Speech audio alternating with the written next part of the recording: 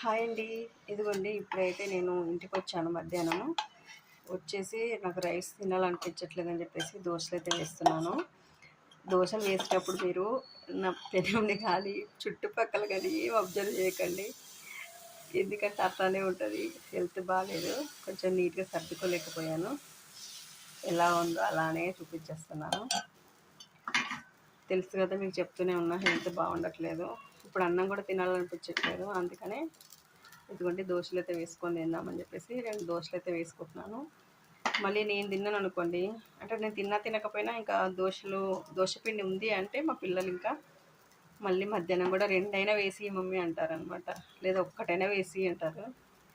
ఇంకా అందుకని వాళ్ళు వచ్చిన తర్వాత అడుగుతారని చెప్పేసి వాళ్ళకు కూడా మనిషికి ఒక 2, నాకు ఒక 2, మొత్తం ఒక 6, 7 అలా అయితే వేస్తున్నాను. కొంచెం చిన్న సైజే ఉంటాయి. నేను పెద్దగా వేస్తే ఇక్కడ నుండి పెద్దగా వేయను, చిన్నగానే